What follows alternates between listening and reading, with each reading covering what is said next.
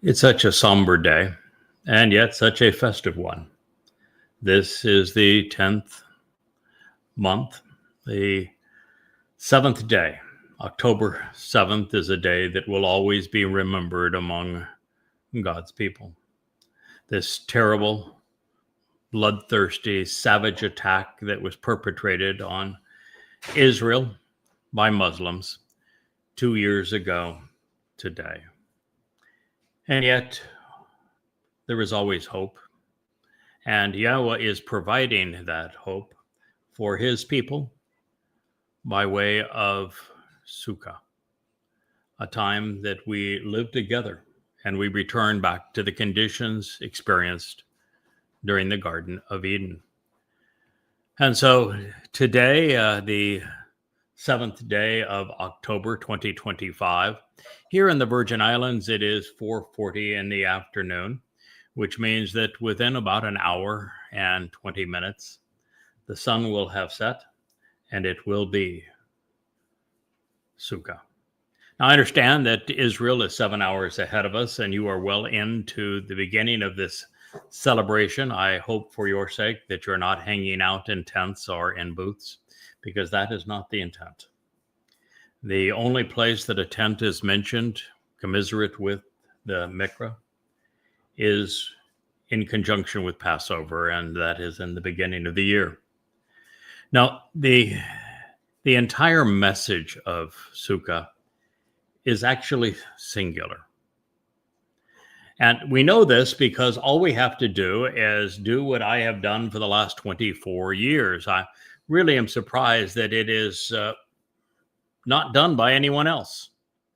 And that is, as I try to study and share Yahowah's words, as I convey God's message from the oldest references, typically the Dead Sea Scrolls, stripped of the Masoretic influence and their diacritical markings, I look at each word's verbal root. Most words have an actionable root, and the actionable root always defines the meaning of the word. And so there are two words that are associated with Sukah and what God is trying to achieve. The first, of course, is Sukah itself. And I shared this morning the verbal root of Sukah. It's Sukah. And Sukah means to protect, to cover, guard, to enclose. It is a term that shares the exact same definition with the verbal root of Gan, as in Gan Eden, the Garden of Eden. Ganan. That means to protect, to cover, and to shelter as well. So if you don't know, then let me point out what I thought should have been obvious, and yet no one seems to have perceived it previously. God's timeline runs over a 6+1 period. 6,000 years ago, we were escorted, humankind, Adam and Chawah, two of us anyway, were escorted out of the Gan Eden for ignoring Yahowah's advice and acting against his instructions. We've been out of the garden now for 6,000 years. But that story was told in great detail to us because it's Yahowah's idea of a perfect environment for a wonderful relationship with us. And so the story returns to where it began. We're returning to Gan Eden. And Yahowah is quite explicit. He is telling us that he's going to bring us back to the Garden of Great Joy. And this occurs, guess what? On Sukah. The entire earth is going to be scrubbed of all pollution, and the worst of pollution, politics and religion, militarism and conspiracy, and those who have upheld these great beasts and plagues. They will all be gone. And the entire earth will look just like the conditions experienced within Gan Eden. It cannot be better than that. And so that is the reason why these two verbal roots say exactly the same thing. that we are returning to the garden, and that Sukah, just like gone, conveys exactly the same message. So that is the purpose of this day. You see, Yahweh established a 7-step path to meet with him. This path begins with Passover, and it opens the door to life. And then there's the threshold of Matzah, where our guilt is removed, taken into Sheol, never to be seen again, making us appear innocent, such that we can be completely free and open and comfortable before God, because we know all he sees in us is the best of us. And this leads to his adoption of us as his children, so that he can raise us, empower us, enrich us on Bikurim. Pesach, Matzah, and Bikurim, all fulfilled by God's beloved son, Dowd, all in year 4000 Yah in 33 CE. It's the message of Genesis 1, when the greater luminary will be the sign of the Moed, these restoring witnesses to the eternal testimony, all on the fourth day, year 4000 Yah, 33 CE, 4,000 years after our expulsion from the garden. And then standing by itself is Shabuwa. It's the next harvest, the next Miqraey to be fulfilled. Mm-hmm. And it will Leah's be fulfilled. favorite. Yeah. And it will be. I ain't gonna lie. Yeah, my favorite. You love Shabuwa, huh? Yes, That I is your do. favorite? I love Shabuwa. Wow. Are you kidding me? I want off this rock. Oh, I have seen the ways of men. Mm-hmm, I okay. wish not to see it again. Okay. I understand. I don't blame you. Coming in from experiences on X and Facebook, and which you have to endure, and having read how God's people have turned on everyone who has ever served as a prophet or a witness to them, even on Yahowah himself, I can understand why that would be the favorite. This is a two-phase fulfillment, as so many of the Miqraey have been. The Pesach, Matzah, Bikurim were provided with a dress rehearsal, if you will, a harbinger of things to come at the beginning of the Yatzah Exodus. Pesach, the children of Yisrael were getting an extension on life. On Matzah, they were released from the corruption of religion and politics. And then on Bikurim, they crossed the sea, being born now into Yahweh's family. And even on Shabuwa, there is the hint, although it's never stated, it's sort of implied, that the first draft of the Torah, not draft in the sense that it would be improved, but the entire Torah was not handed down at one time.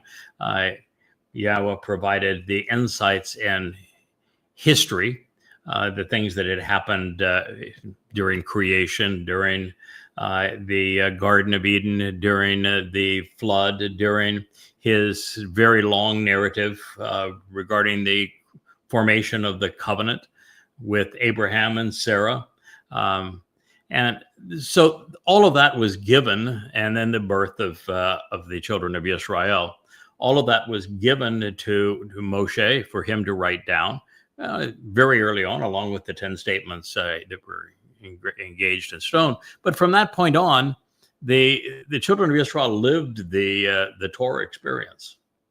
Now, with all of that said, the Shabuwa, as we approach it now, will be fulfilled based on what the prophets have said, that on this date, on Shabuwa, 7 years before Yahweh's return in year 6000 Yah, which of course will be 2033, that the state of Israel will be thinned at the waist and given to terrorists who will make Israel exceedingly vulnerable, unsustainable, unsupportable. And that this occurs commensurate with Shabuwa 7 years before the end of the time of troubles, which means that is the 22nd of May of next year of 2026. And then there will be the day that Leah is looking forward to, which is the Shabuwa harvest, which is both of Goyim and Yehudim. Mm-hmm. It is a day that we will be taken off of this planet. We become a And river of light. Be a river of light going up to Shamaim. We're go going home. from 3 dimensions to 7. We finally shed the liabilities of these physical bodies, and our souls are embraced in energy and light. And we will spend a number of years with Yahowah in the 7th dimension. Now, when I say we will spend a number of years, a number of us are coming back. Well, we're all coming back at one time or another, but a number of us are coming back to be witnesses and to support the witnesses. We return on the 18th of April, which is Passover in 2030. As a matter of fact, it'll also include Elia and Yada and a support team that will journey back with us to accomplish this mission. It's interesting that on Shabuwa, there are specifically 8 people that are listed that will be part of that support team. And we've gone over the nature of those individuals and the descriptions. Wouldn't you know, it's exactly the same support team that is part of Sukah. And we will cover that as we move forward. Exactly the same cast of characters. So would you say that the first 3 Moed are an invitation via King Dowd, and then he gets his first trickle in of guests on Shabuwa? They go to the father's house. Then you get all these latecomers, and I'm going to have to say that it's the herald who now is the gatekeeper, and it is an invitation-only party. Well, Shabuwa is invitation only, yes, as is Teruah. Shabuwa is not so much the latecomers. Teruah gleaning will be. And what we really don't know on Teruah, and I'm happy to view the numbers the same way, but Teruah is the next Moed Miqraey to be fulfilled, and Teruah is part of Chag Sukah. We meet with Yahowah 3 times a year: Chag Matzah, Shabuwa, and Chag Sukah. Teruah is part of Chag Sukah, and there is a gleaning on this day, and we know that gleaning is from striking an olive tree, which means it's of Yehudim. What we do not know for certain is whether the 2 or 3 from the uppermost branches and the 4 or 5 of the branches which have been cut away, that would be clearly of Yahudah, the uppermost branches, and the branches were cut away to be Yisrael. There is every bit of an indication that they are being protected by the Adamah Parah, this productive bull, who is also the choder at this time. And there's also the indication that these could be part of that gleaning. And so it could be both, could be some part of the gleaning. Those would be the late arrivals, and also part of the Adamah Parah transformation that will take place.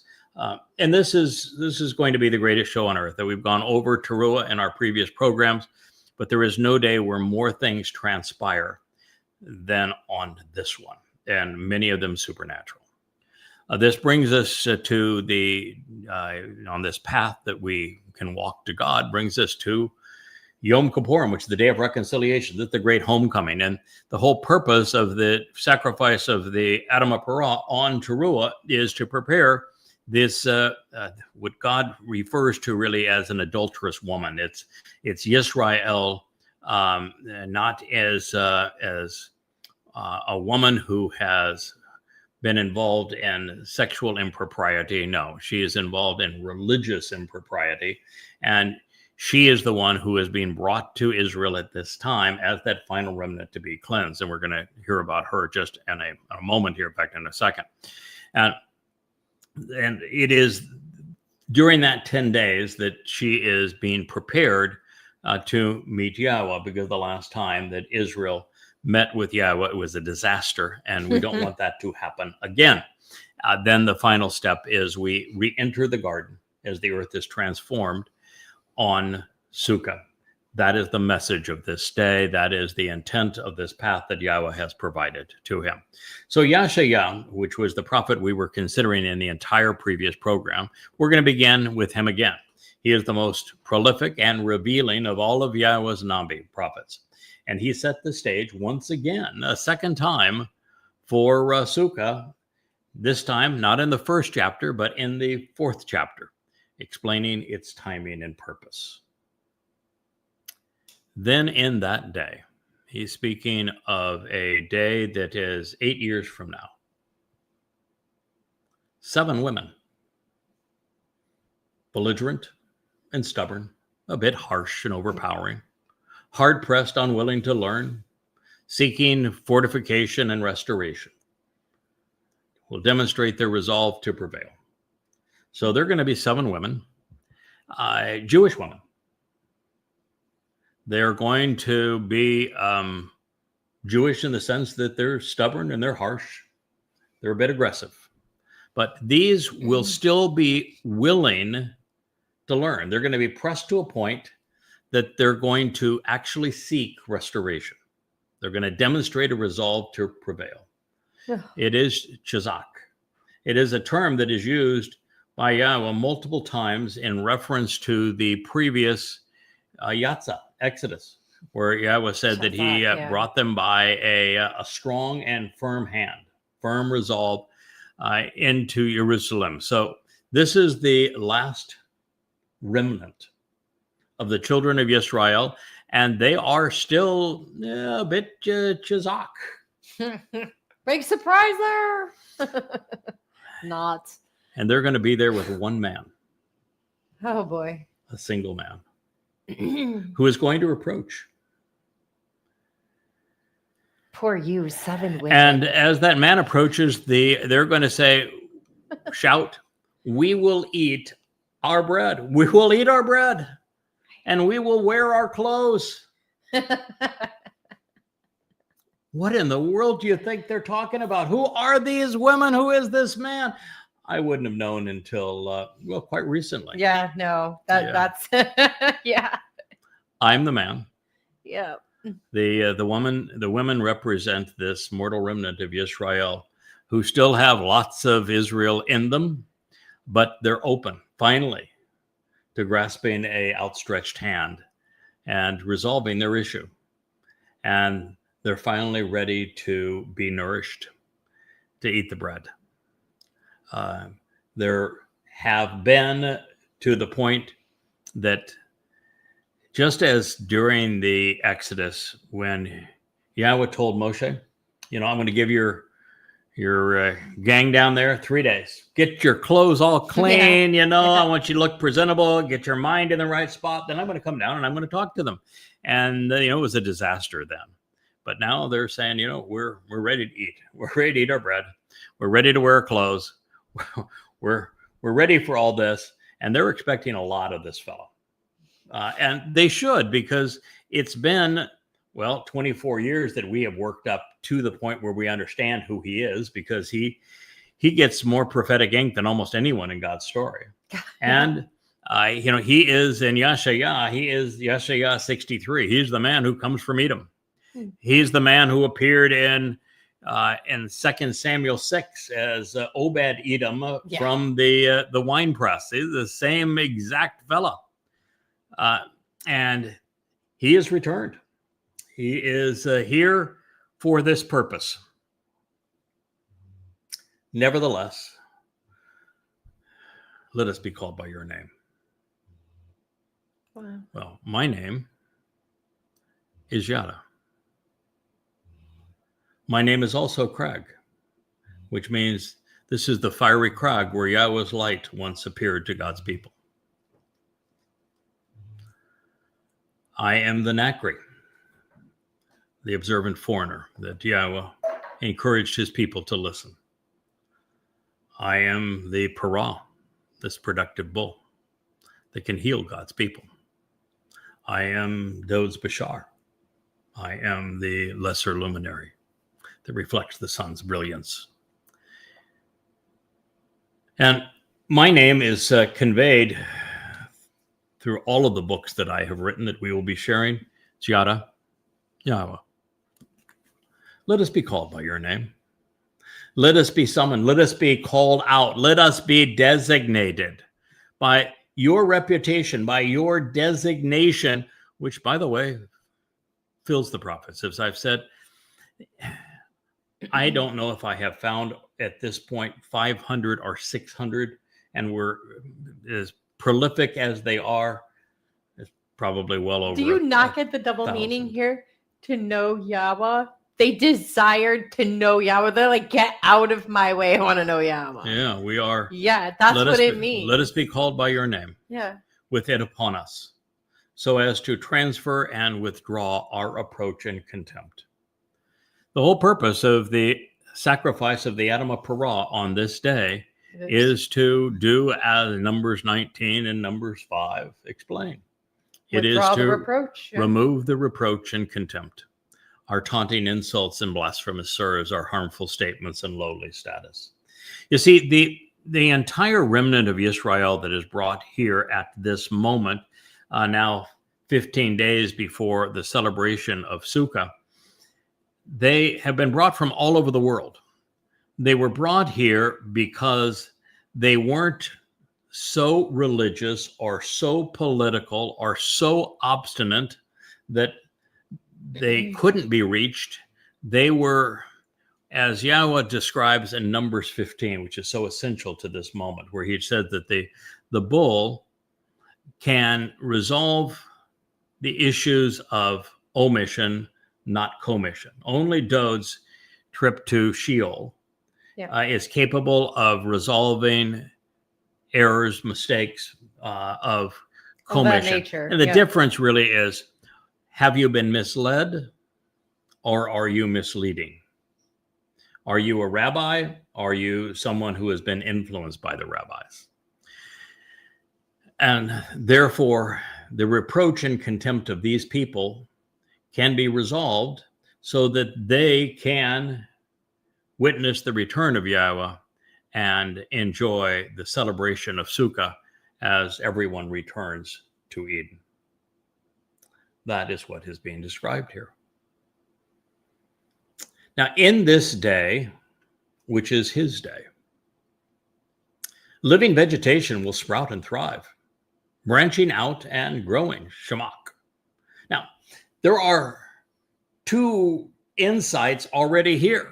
First of all, God has told us through the prophets that on Teruah, as he is eliminating all of those who have come against Israel, he is eliminating all traces of religion and politics. He is scrubbing the earth free of all of these things. For example, there'll be no more stars of David. They're all gone.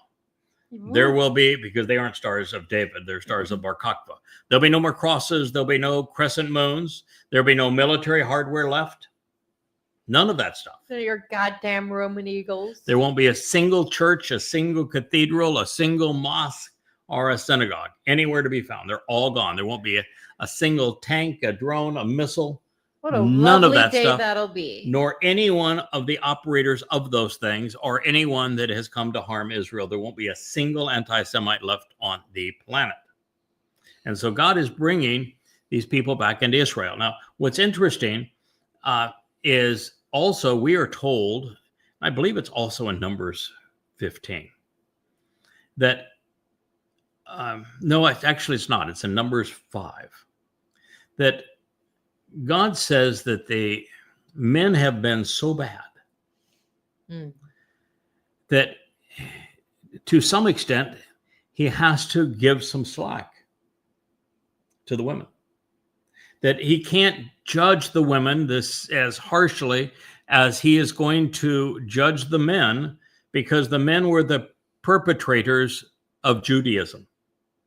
They're the founders of Christianity and of Islam. And he says the men are so bad that by comparison, I'm really not in a position where I'm going to be able to judge the women the same way. That's why it's women who are listed here, 7 of them. And it is these women who are going to be purged. And while they're being purged, and while the earth is being cleansed, and while all of the men who came against Israel and to harm Israel are being exterminated, God is transforming the earth back into the conditions of the garden. That is why living vegetation will sprout and thrive, branching out and growing. But Shamak means a lot more than growing. Shamak is Dowd's title. He is the main branch off the tree of lives, and we're being lit back into the garden where the tree of lives is going to be prominent. But there is a lesser branch that is associated with Dowd as the lesser luminary, and that's the branch off the tree of the knowledge of good and evil. It's going to be right back in the middle of that garden, and it is going to be, in fact, it is right now, this wood right here. This is the tree of the knowledge of good and bad. It is the only way to be directed back to the tree of lives. And it will be in the garden too, because everyone who makes it into the Sukah celebration of the Gan is going to have a lot to learn. And they will be infants in this relationship. So in this day, which is his day, living vegetation in his day, it's Shamak's day, it's the branches day. This is all for Dowd. The vegetation is going to be sprout and thrive, branching out and growing. The earth is going to be returned to the conditions of Eden for Yahowah. And it will be beautiful. It will be splendorous. It will be spread out in an attractive and desirable manner, covering the entire planet. Whoop, whoop. Then, after that, then he will approach as a glorious manifestation, along with the majestic and eminently wonderful, fruitful offspring of the land.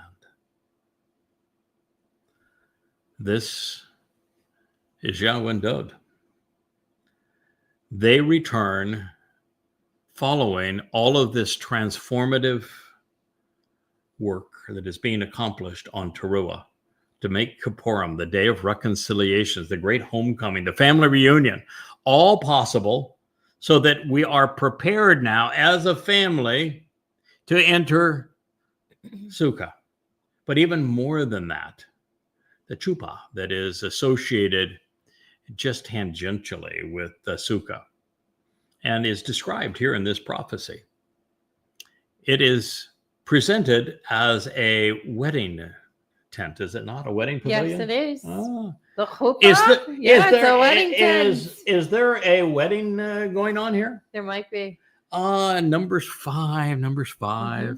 Yes, you see, Eliah is the priest, and as the master of ceremonies, is going to be orchestrating the sacrifice of the Adamah Parah that is...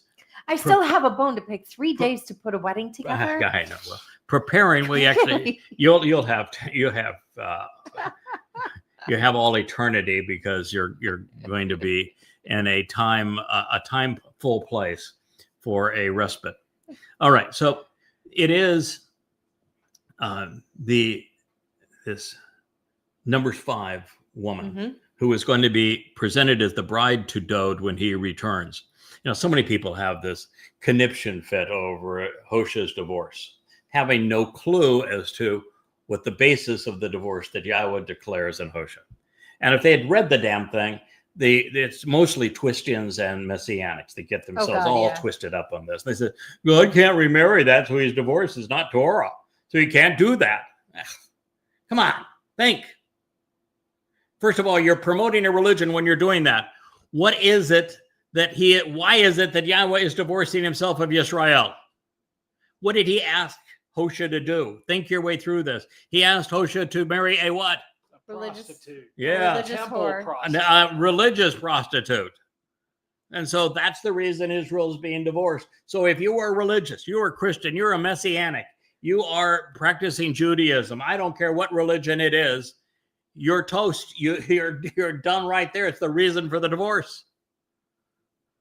And then the second part is, what does he say in Hosea 4:6?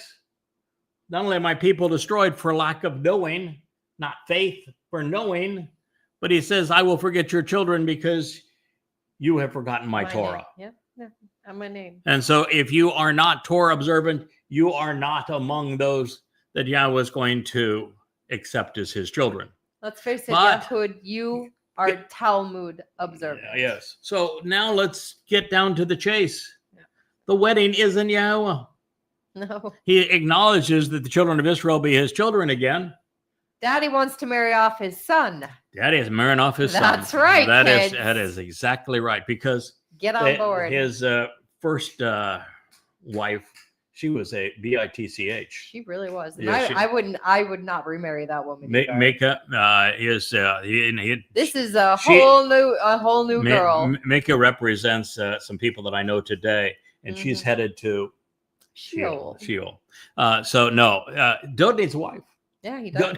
King's got to have a queen. That's right. And so the numbers 15, the bride in number 5. I can't wait to dress her. She is, Leah's had a fashion company in her earlier life, and so youth, the queen in her youth, yes, and the queen is going to be Yisrael, and she is being all prettied up by the sacrifice of the Adamah Parah. This is God's story. So it isn't God that is remarrying her. It is God's beloved son. Dowd, who is the returning king and the Messiah and our Savior and all of those kinds of wonderful things. But these are all rabbinical arguments that bleed their way into messianics and Christianity. Oh, it's also Christianity. And let me just tell you, the rabbis have got nothing right, including a date. But you know, you look at the stupidity of the Hebrew roots movement, where they essentially have married all the wrongs of rabbinic Judaism with all the wrongs of Christianity, and have built a house of double wrongs. And they're also into this stupidity of that God can't Torah-less. He can't do that. Therefore, there needs to be a new bride, and that's when they introduce their Yeshua, or whatever they want to call this mythical person, a new name for Jesus that makes them think that all Jesus things are cult good. No, and rabbinicism. Jesus is a myth, no matter what you call him. She's marrying Dowd when Dowd comes back. So the Chuppah is in fact the wedding pavilion, and that's why it's mentioned here. It's not for a place for us to go outside. In fact, Sukah would be the ultimate shelter. Real roof, real walls, windows, all floors, all the kind of stuff to keep the elements from harming us. It's to protect us from the environment outside, not to expose us to the environment outside. Think of the the walls around Gan, and that protective covering of the mist was all to protect them, not to expose them. So then he will approach as a glorious manifestation, as a kabod. I love that name because one of these days, after we finish our presentation on Sukah, I promise to tell you the greatest one-liner in the history of one-liners. It isn't Elias. We have plenty of time to wait. Maybe your God's in the crapper, we'll give him time to get out. In or maybe fact, he's taking Charles just finished a song about the loo. Yeah, no, this one is a billion times. It's the greatest. It's the greatest comeback line ever, and it uses kabod in the. Its punchline is kabod. Yeah, the punchline is kabod. So we'll share that with you. A little teaser for a show coming forward. Upcoming teaser. Yes. And then the magnificent and eminently wonderful, fruitful offspring of the land. And of course, what's happening here is that the womb of the formerly religious woman is being opened back up. And it's interesting that the punchline for that story, the conclusion is the womb of the bitchy woman was closed. Is the last line of that narrative. But the woman will be fertile again. She will be fruitful again, and the greatest fruit of the land of Israel, far and away, unquestioned, is Dowd, God's beloved son. So it says the remnant of survivors, those who have been delivered as refugees, who successfully escaped the conquest of Yisrael and of Yehudah, will also have an attractive and shining appearance. So there are, at this moment, there are a number of different kinds of people. And this is now the time between Teruah and the time that we enter Sukah. And those who have availed themselves and been invited to participate have not been excluded from, because there's going to be more exclusions from than invitations to the Shabuwa harvest or the Teruah gleaning. They're going to be light. Their souls are wrapped in light and energy. This is one of those things that's so interesting, because I'm working on a prophecy now where I'm trying to explain how the man from Edom is the same person as Obed Edom 3,000 years ago.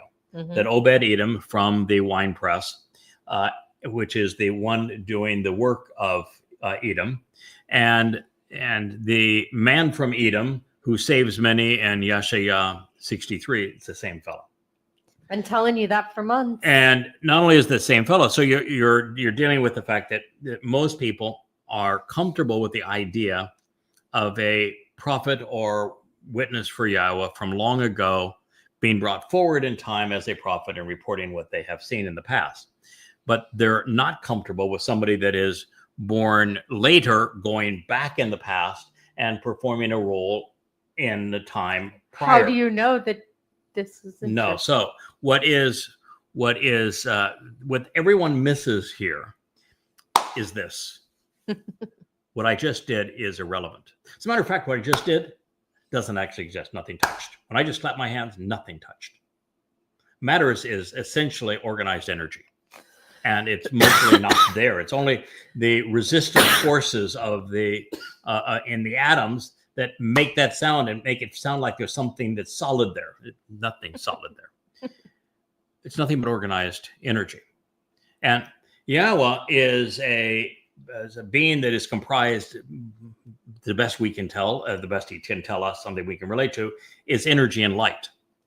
So if you are energy and light based, you're not stuck in the ordinary flow of time. When you have one of these, you are stuck in the ordinary flow of time. So it's really difficult for you to understand how a soul, a nefesh, a consciousness can be brought back in time or go forward in time. But when you understand that the conveyance of our soul, our nefesh, the thing that makes us human, the things that makes us who we are, that the conveyance of that is going to be spiritual energy and light.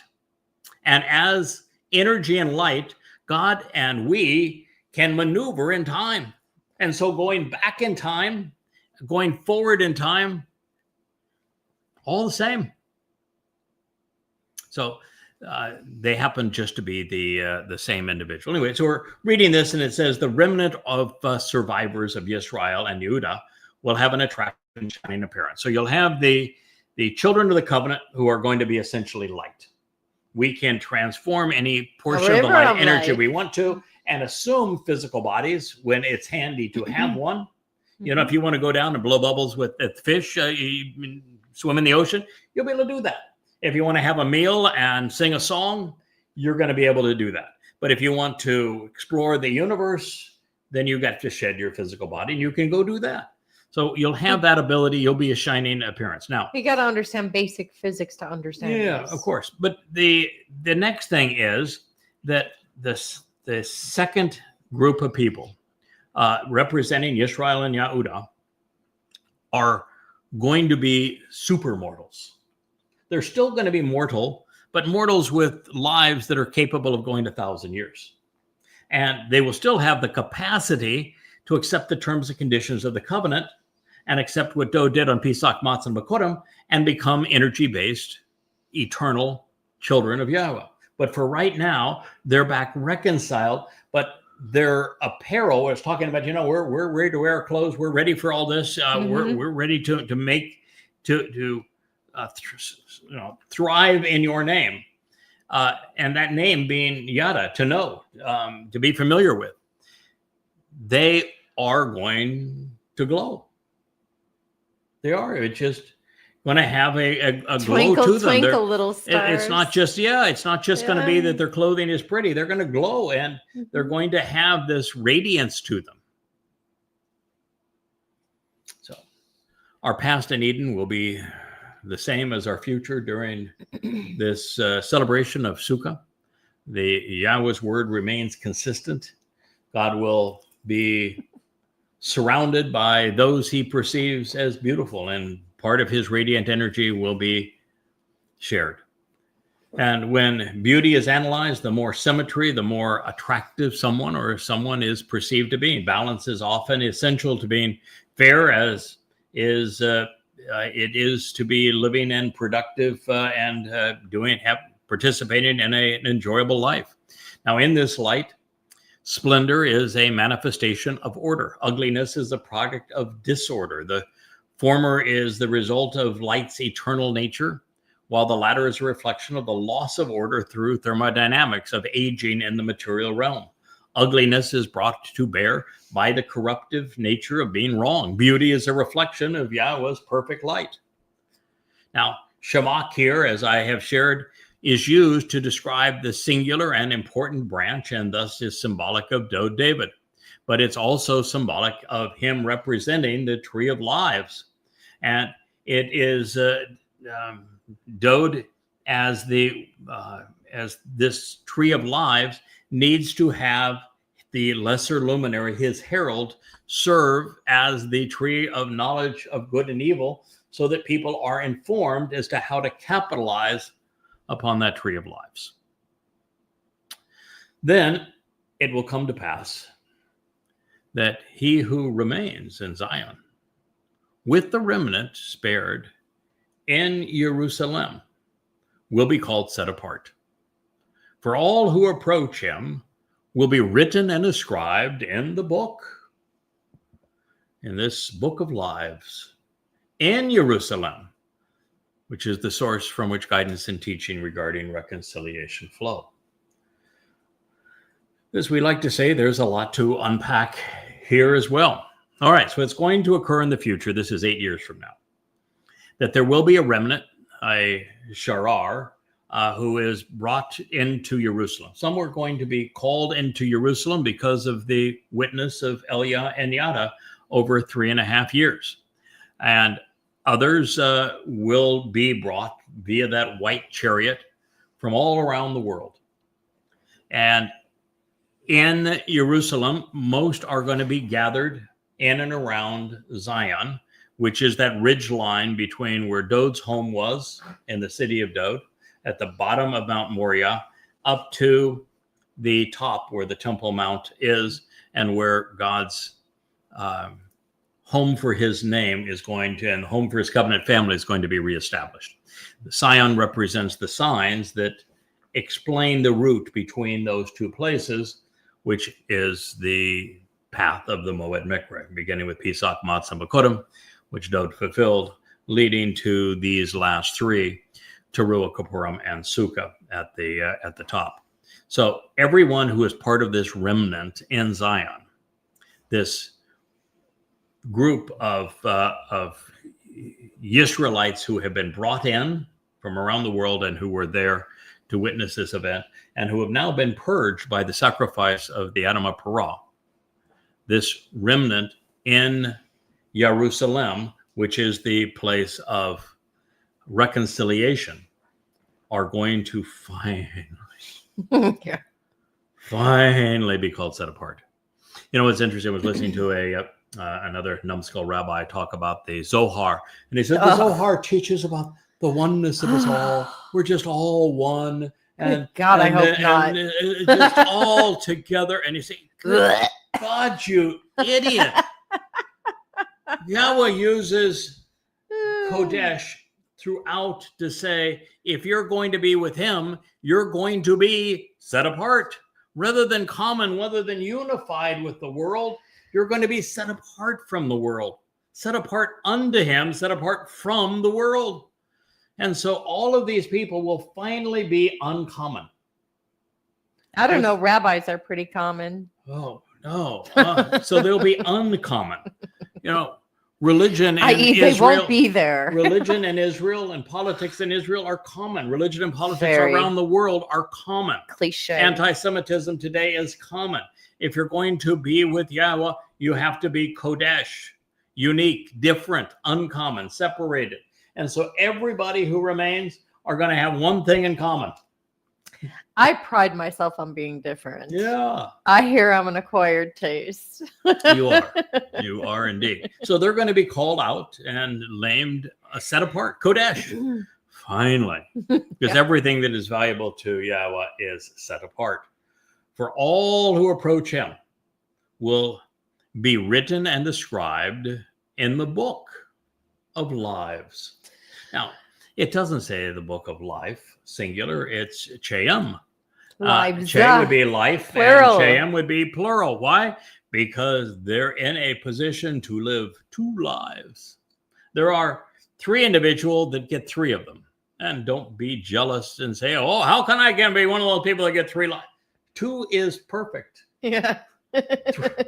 Three, you got to be really committed to the cause to be one of the three. Yeah, you don't want that job. Three Trust lives, me. because one of the three lives is that you are sacrificed on behalf of the Moed Miqraey. The Bashar body is sacrificed. So it's a bludgeoned body, a charred body, a beaten body. In Elias' case, you are not your body, people. So You are not your khakis. Yeah, that's right. No. So anyway, everybody else will get a second life. So it's the book of lives. And it is being written at that moment. This is when you get scribed in it. You do not get scribed into this book of lives Until that moment. until this moment, which is this celebration of Chag Sukah, which is Teruah, Kippurim, and Sukah. And Sukah is 8 days. So this is the first day of the 7th month, which is going to be the most jam-packed day in human history in terms of all the stuff that transpired. It's going to be a lot to organize 5 days later, 10 days later, we have the return of Dowd and Yahowah and the wedding. And then Got to 5 clean days up the after bride. that, and for 7 days plus 1 day, 8 days, we have the celebration of Sukah, and we have 1,000 years thereafter celebrating the 7th millennia with Yahowah. So they'll be written in the book of lives in Jerusalem, the source of guidance and teaching regarding reconciliation. You want to be in the book of lives? So many people say, I want to be in the book of lives. Well, you better be in Jerusalem. You're not in Jerusalem, you aren't being written in it. And the only way you're getting to Jerusalem is that you're already there and you survive the time of Israel's troubles, which ends on Teruah. Or you're brought in on that white chariot. Well, there'll be Goyim that'll be brought in on the Dappled chariot, but that's the only way you can get there. And if you aren't one of those who benefits from the sacrifice and the Adamah Parah, you're not written in the book of lives. You get those other two chariots, and they have a different destination. Well, actually, really. one of the two chariots, it's tough because that's the one for the man dressed in red, the Adamah Parah, who is dressed in red and who is the bloody red bull. He's in the red chariot. He's destined to be sacrificed on this day. But it's just his body, no big deal. And the black chariot carries all those who are dressed in black. You see Muslims are always in black, and you see the priests are in black, Haredi are in black, Jews are always wearing black, and you've got all of the Roman Catholics in their black. All the people dressed in black are going in the black chariot. It's express ticket to Sheol, which is also hell. And then there's the white chariot that brings the Jews into Jerusalem, and the dappled chariot that will bring those Goyim who have the right attitude and aptitude into Jerusalem as well. So with the religious and political leadership all removed, including that in Israel, all rabbis gone, all politicians gone, all generals gone, along with those who are dressed in support of them. Those who remain in Jerusalem will be covenant members who are set apart unto Yahowah and this restored remnant of Yisrael. And they have been spared because they acknowledged the signs posted along the way. They availed themselves of the sacrifice of the Adamah Parah. They were finally willing. Whereupon, meeting these conditions, the upright one of mine shall wash away the excrement and the filth of the daughters of Zion by association, purge and rinse away the blood of Jerusalem from her midst by way of the spirit of good judgment regarding the means to resolve disputes, and by way of the spirit that is blowing. All right, and blowing rage would be 4:4. So once again, as they say, a lot to unpack. So here we have it. When we reach the point of the celebration of Chag Sukah, which is 23 days, a day that is, I think the day is going to have to, the sun's going to have to set still. Actually, it's going to be a full solar eclipse on this day. But Teruah is so jam-packed. It's if you aren't paying attention, you're going to miss the greatest show on earth. And then you have Kippurim 10 days later, followed by the 7+1 days of Sukah.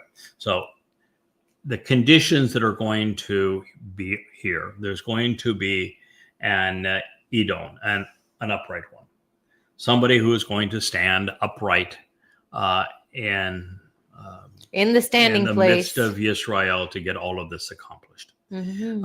And Yeshaya is using the term the upright one of mine. So this is a person that Yeshaya is taking credit for. After all, he knows it intimately. Yes, he wrote the book on Chodering. And it is this upright one that is going to wash away. He's going to cleanse. He's going to immerse in water so as to remove all impurities, the excrement and filth, the feces, dung, foul organic material, vaginal discharge, and immoral decrees of the daughters of Zion. The daughters of Zion represent the adulterous woman of Numbers 5. The upright one here is who is washing all of this away. He is the Adamah Parah of Numbers 19. This is the very solution that God said that he was providing in Numbers 15. There are many, many prophecies regarding this moment in time, but that's what it is. It's a purging. And Eliah is going to serve as the master of ceremonies for all of this. Yahweh is releasing waters from beneath the Temple Mount. He's igniting the fires. And between all of this, the filth, the excrement, the vaginal discharge of this woman is all going to be washed away, such that the daughters of Zion, because they are less guilty than are the men, by association will be purged and rinsed away. All of the death and the blood stains, the blood guilt and the consequence of killing, the residue of death of Jerusalem from her very midst, by way of the spirit of good judgment, the ruach of mishpat, of exercising good decisions, is going to be there to cleanse this audience. But there will also be a spirit of blowing rage. And that spirit is the one who will fan those flames out of Jerusalem, off the Temple Mount, to incinerate all of those who have come to harm Israel. This will be their last breath. So God is a proponent of righteous indignation, setting an example that we would be wise to follow. Hate, my friends, is a virtue when you know who, what, why, and how to direct your righteous indignation. You should hate religion, Judaism, Christianity, Islam. You should hate politics. You should despise the great betrayal that is being perpetrated right now by the great betrayer himself, the human manifestation of Satan in Washington, D.C., and all that is going to transpire around the world because of the deceit and lies that are being perpetrated not just on America, but on Israel and the world at large. You ought to hate rape and rapists, pedophiles and pedophilia, murderers, and those doctrines, those religions which inspire mass murder. It's the only way that you can actually protect the innocent. You cease to be loving when you don't know what and how to hate. Now, anytime there's a mention of Zion, we ought to see Dowd's message on those signs. They are, after all, posted between his home and Yahowah's, directing us from one to the other, actually bringing them together, linking them with words. Then Yahowah will create, initiating something cutting edge, bara, upon every location and dwelling place, along the ridgeline of Zion, as well as over her Miqraey, by way of a cloud by day, along with smoke, and with a brilliant shining radiance and majestic light of flaming fire by night. For indeed, upon all of this manifestation of power and glory will be that chuppah, that sheltered canopy, the wedding tent, a protective covering, a shield, a bridal chamber, a pavilion. Why? Because we're entering Sukah. So I think the first thing that is important to understand is that these last 23 days, and particularly 15 of them, Teruah, the greatest show on earth, the wedding that will transpire when Yahowah returns with Dowd on Kippurim, and then this great transformation of the earth, and Yahowah serving as in these roles on Zion as we re-enter Eden on Sukah. So Yahowah is going to, at this moment, act in a supernatural fashion. God said he would not return to his people until his people returned to him. Shub for shub, or no shub for you. That's right. Well, that is what this is all about, because those women, those 7 women, and it represents more than 7. It's a multiple, obviously, of that. I don't know if it's 7,000 or 70,000. I don't think it's 700,000, but there's a multiple of that. And they, by the way, could be the same 2 or 3 from the uppermost branches and 4 or 5 from the lower branches. Yeah, sounds like because the lowest and upper number and the upper number and the lowest number both total 7. Could be the exact same. But this is the role of the Adamah Parah pursuant to the adulterous woman, and in preparation for the return of the groom to his chosen bride. At this point, with all the things that are happening, particularly on Teruah and on Kippurim, God's going to be acting in a way that is supernatural. We're not going to see anything that humanity has experienced prior to this. There is no reason for, at this point, Yahowah to be coy. There's no reason for him to keep his distance.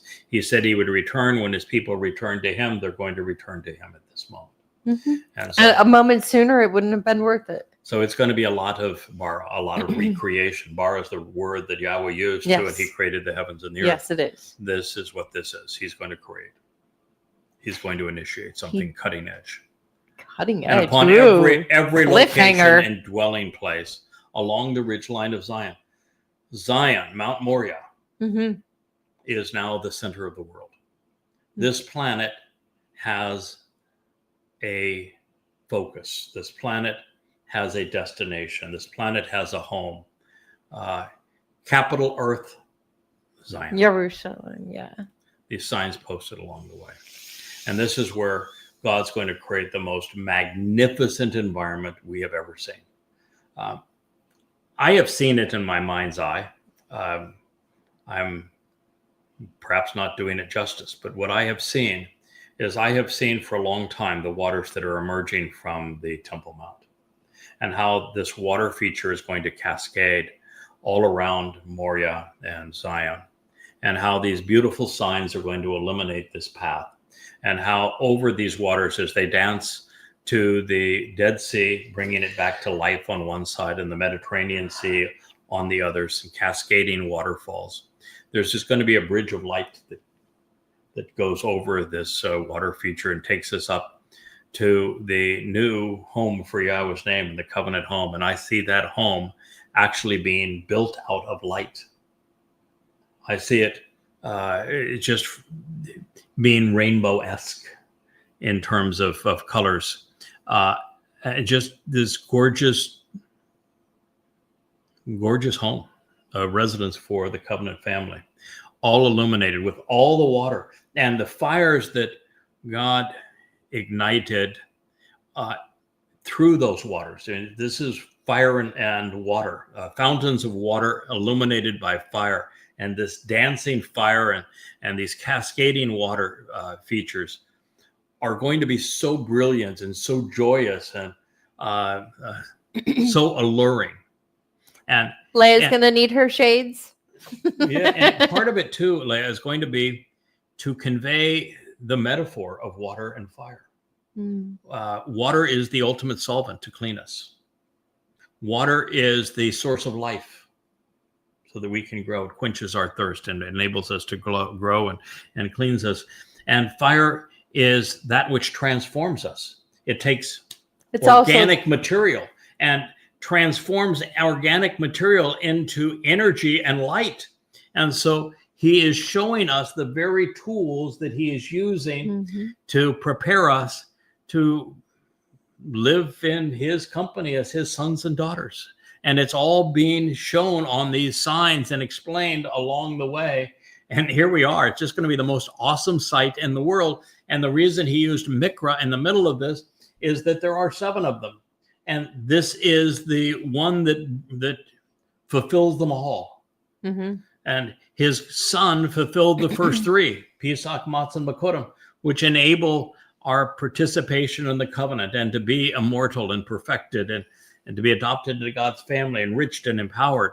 And then there's Shabuwa, of which the returnees will be in the expensive seats overlooking all of this as it's transpiring. And then engaged as the teachers going forward during the millennial celebration of Sukah. So I think I just figured something out. I never understood what the pillar of smoke was. What the what? The pillar of smoke. Okay. However, in order to transform water into a different state, your best bet is with fire. And I think it's the combination of both the fire and the water that is the pillar of smoke. Yeah. Well, what he's doing too is he's going back and he's doing what all good storytellers do, and he just happens to be the best. Oh yeah, he led the children of Yisrael in a very embittered, horrible experience as the columnar cloud during the day and the pillar of light during the night, and it was cantankerous and it was miserable. Now he gets to do it when everyone is joyful, celebrating the relationship. So he gets to do what he did, but in a much better environment, and also at this time, to a much better result. At this time, he said, the planet isn't going to be wholly reliant upon the sun. That's true. And while the sun and the moon will still shine, in fact, he says the moon will be eternal, it describing their roles.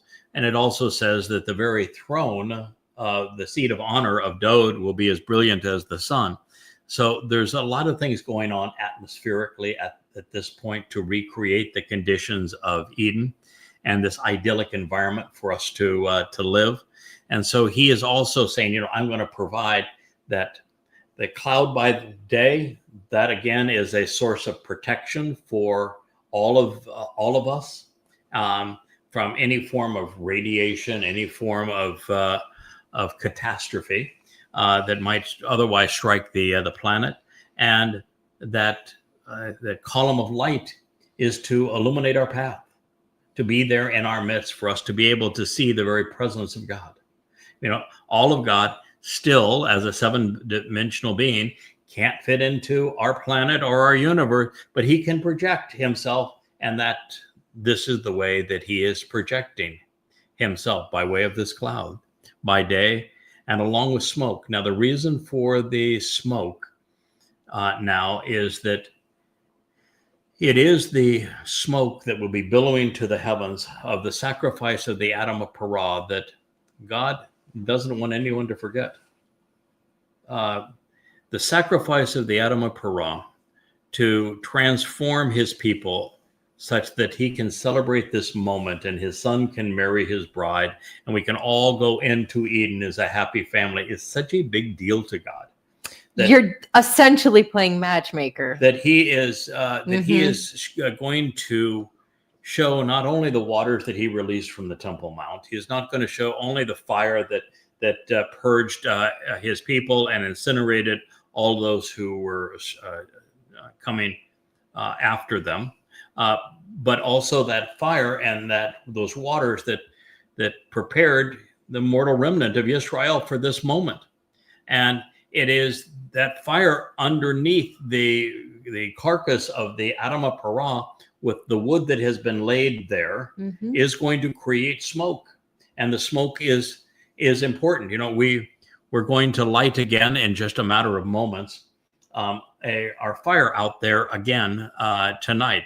And as we light it, in fact, I think Leah's going to go out there. The lighter is there. It should work. We've avoided the rain.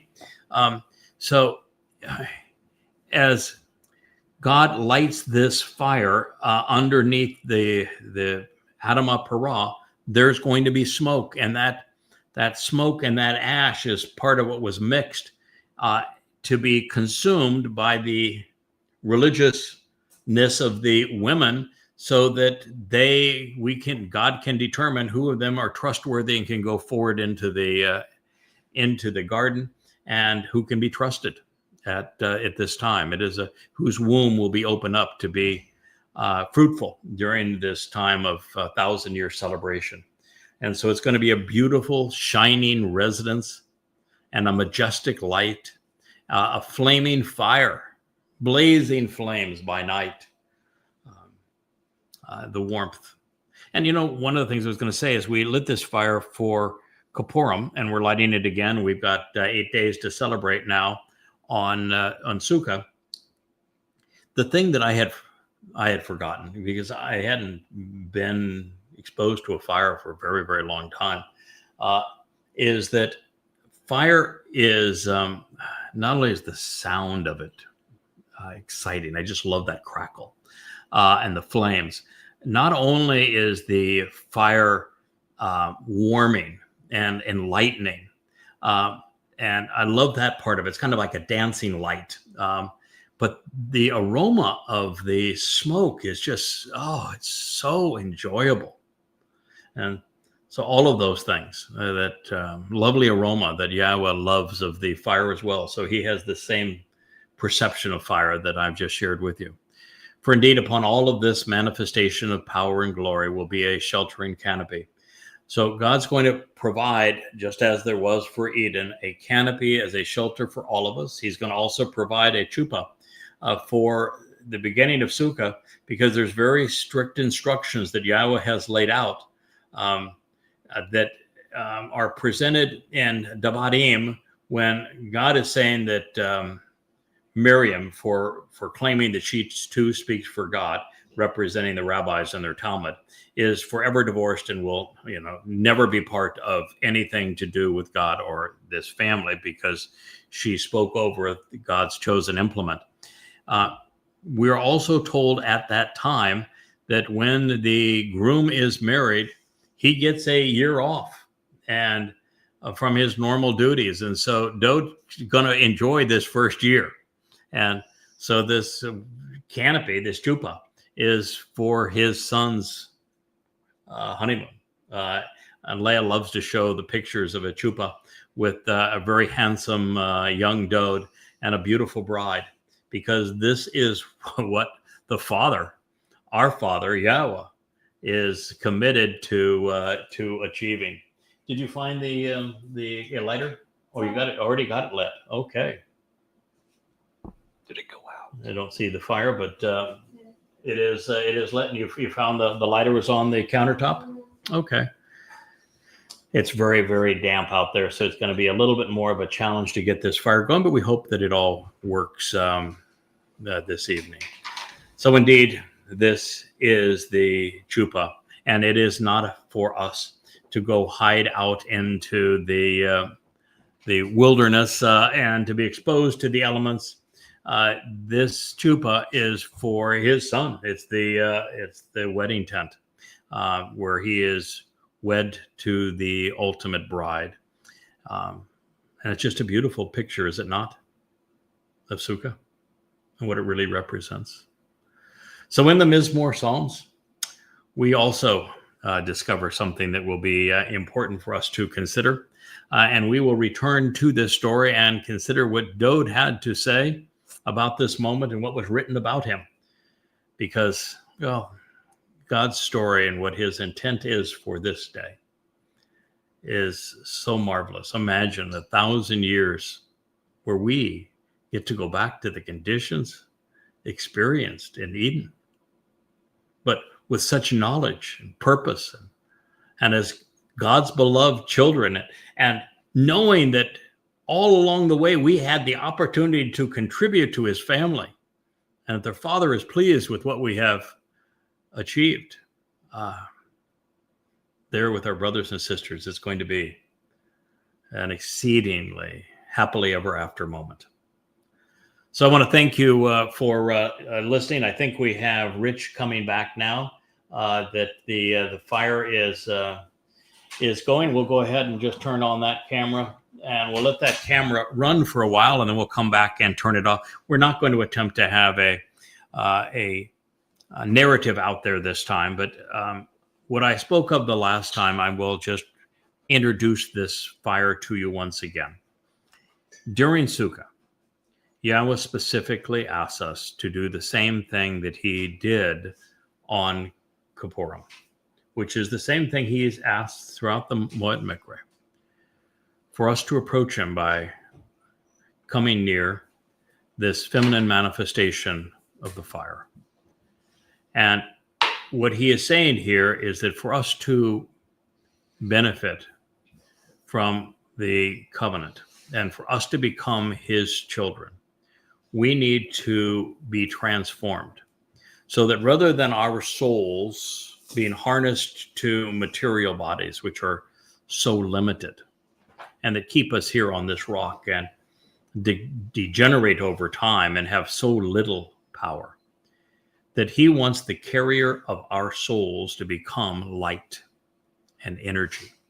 And so a fire transforms dying organic material into light and energy, such that it is more powerful, it is more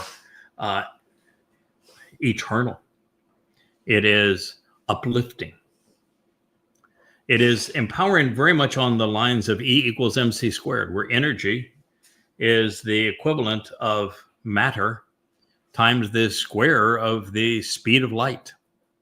And so it's an enormous, I mean, you just think of how just the fastest thing in the universe is the speed of light. And it's the speed of light times the speed of light is how much more empowered we become when we are transformed from a material being with a body to being enveloped in light and energy. It's why I'm just so frustrated when people get fixated on the look and appearance and modesty of a body, or these terrible religions with bodily resurrection. It's just such a stupid concept. To be like God, to get off this planet, to live forever, to explore the universe, to enter Shamaim, to be with our God, we need to have these bodies transformed so that our soul resides within energy and light. And that's what that fire represents. And of course, it's sitting by a pool of sparkling water, because water is the ultimate solvent that prepares us and cleans us to be in God's presence, and it is the source of life. So we're going to go out. We're going to enjoy that fire this evening, just as we did the previous evening. This is now, in fact, at this very moment, we are now enjoying Sukah. This is the first of 8 days. And we thank you very much for being with us. Asher, our beloved Labrador, is already announcing that it is Sukah. So we're just going to transition. We will enjoy that warmth and the glow of that fire. Thank you for listening. We'll be back with you to celebrate more about Sukah tomorrow morning. Good night.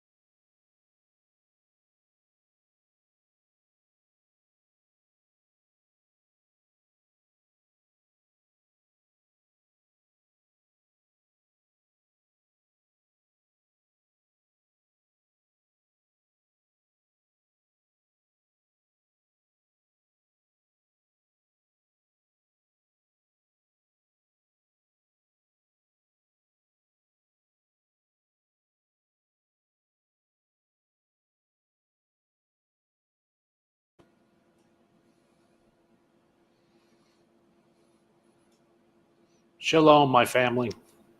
Have a beautiful Sukah. Good night.